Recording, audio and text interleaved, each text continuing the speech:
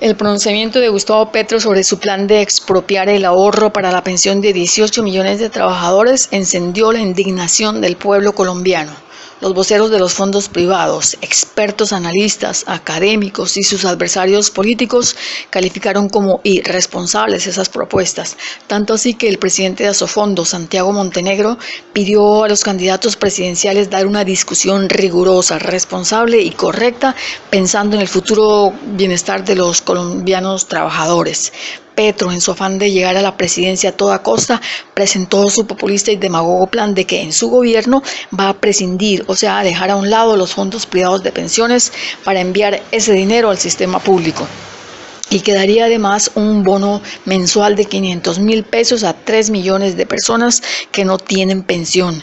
Esta operación implica que el ahorro que han hecho los afiliados se entregue al Estado para financiar el gasto público. Y asimismo que el ahorro de quienes no alcancen las condiciones para pensionarse no se puede devolver con los rendimientos. Petro, el que se siente el Robin Hood de los colombianos sin pensión, propuso en su reciente debate que en lugar de tener fondos privados de pensiones con cotizaciones para ahorro individual administradas al 30% que cobran en un banco, se mande esa plata a un fondo público que es Colpensiones y que con esa plata se paga inmediatamente las actuales pensiones que hoy está pagando el Estado.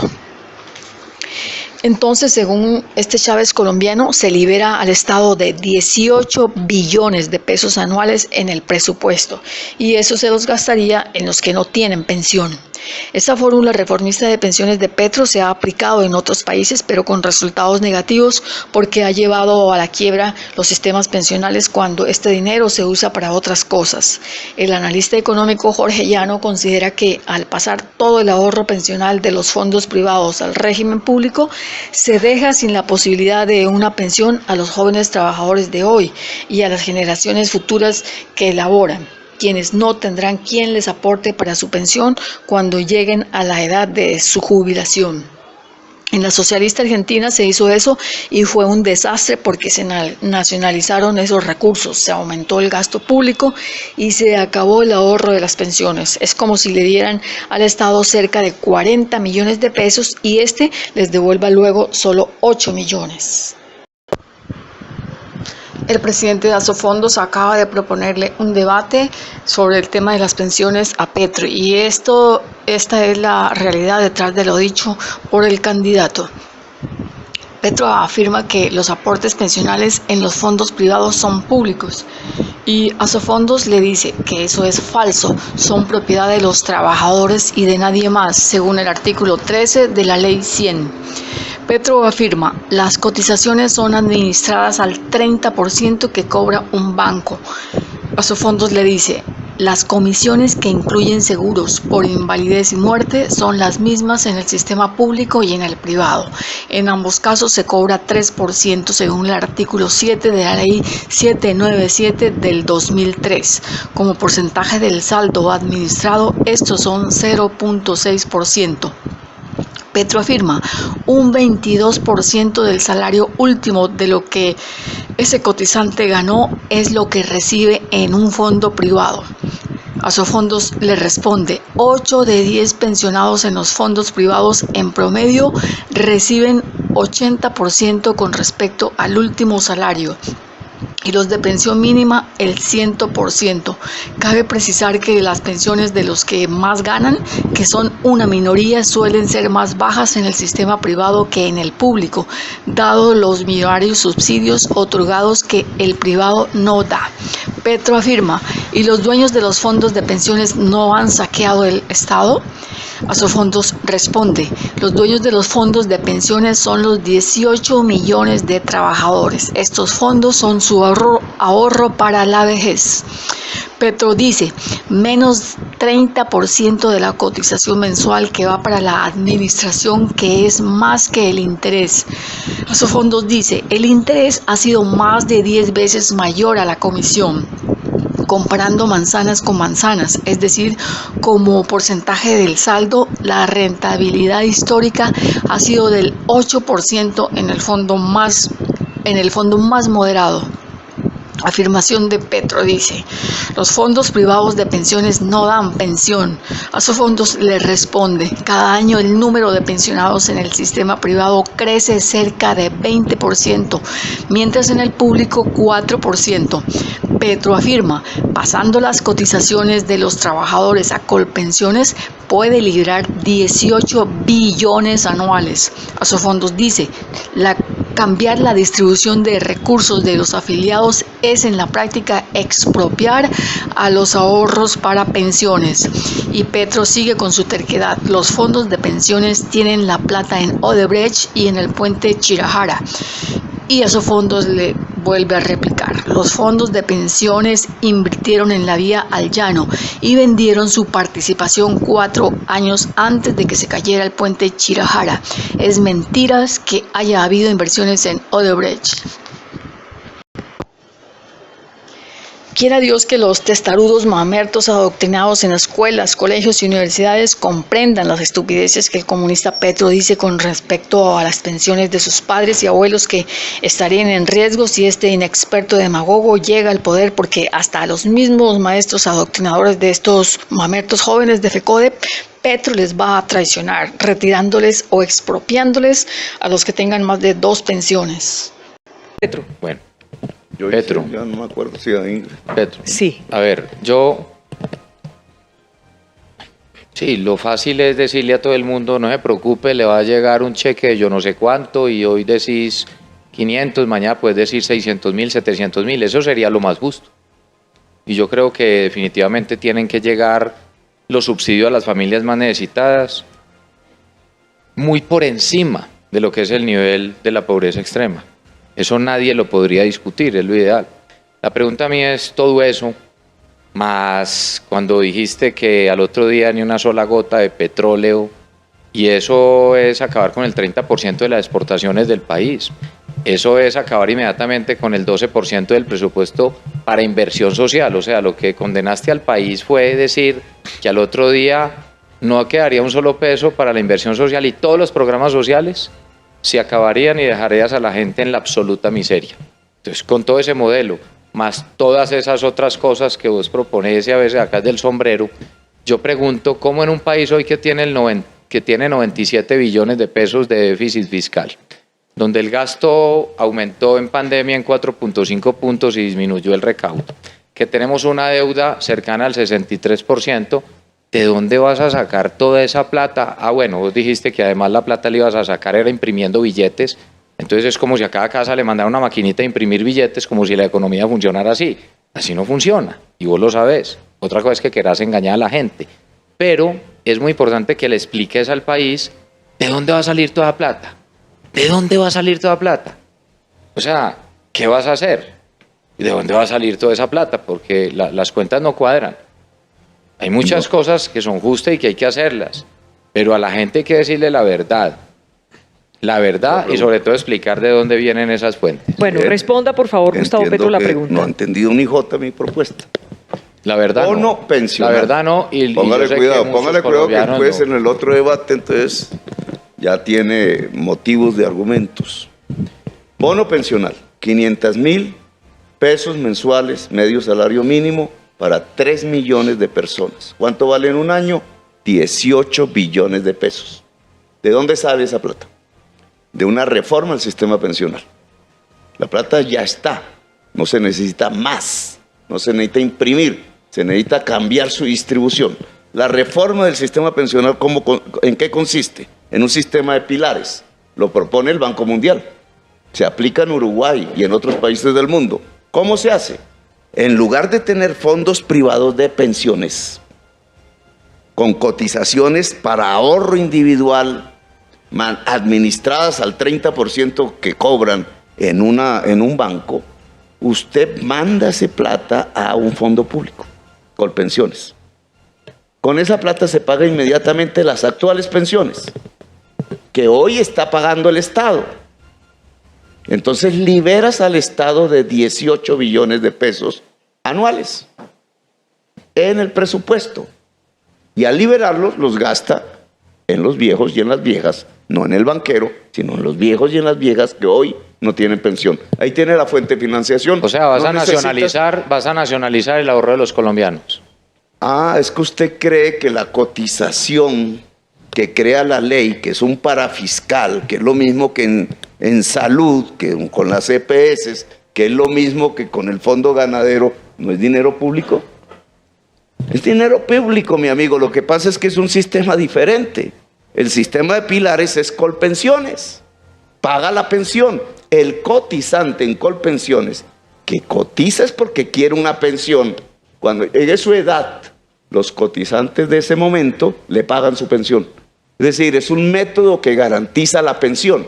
El método que ustedes defienden de la Ley 100 no tiene ya pensión. Le quitó la pensión a los colombianos. Usan su dinero, se lo devuelven después, pero sin pensión y en cómodas cuotas mensuales en las que hay que calcular cuándo se muere la persona. Un 22% del salario último que ese cotizante ganó es lo que recibe en un fondo de pensiones privado. Yo le voy a decir dónde hay una platica sin que el país corra tanto riesgo. Le puedo contestar cómo se financian 33 billones, que sería el máximo, para que una mujer, madre, cabeza de familia, actual, 5.800.000, tenga media pensión. Necesitas una reforma tributaria. No necesitas emitir una reforma tributaria.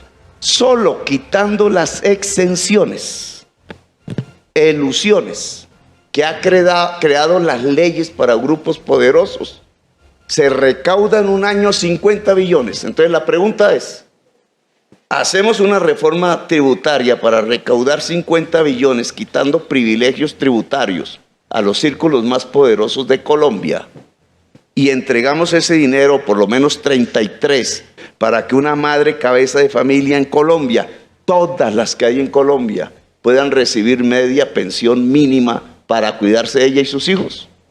¿En dónde está el corazón? Bueno, Ingrid, ¿cuál es su opinión sobre este tema? Bueno, yo creo que lo que está planteando Gustavo Petro es volver al pasado. Eso ya fracasó. El tema, obviamente, es cómo vamos a lograr nosotros que el ahorro de los colombianos, que es el ahorro de sus pensiones, sea sagrado y no sirva para tapar huecos. En este momento lo que está planteando Gustavo es de pasar unos recursos, sacarlos de una bolsa, que es la bolsa que le garantiza a los colombianos que sus recursos, sus ahorros los van a tener y les van a dar garantías, van a poder usufructuar los intereses de esos ahorros y los va a pasar a una bolsa donde él va a poderlo manejar a su antojo. Y lo que sabemos es que a partir de ahí, pues, si nos va bien, de pronto los pensionados del momento van a recibir algo, pero lo que sabemos es que después no van a recibir nada, porque el modelo no permite manejar los tiempos que tenemos en este momento. Es decir, en Colombia la pirámide poblacional muestra que hoy en día estamos con 4 colombianos soportando una pensión, pero dentro de unos años vamos a tener un solo colombiano soportando la pensión de una persona. Entonces, ¿dentro de cuántos años, Ingrid? Hasta el 2070.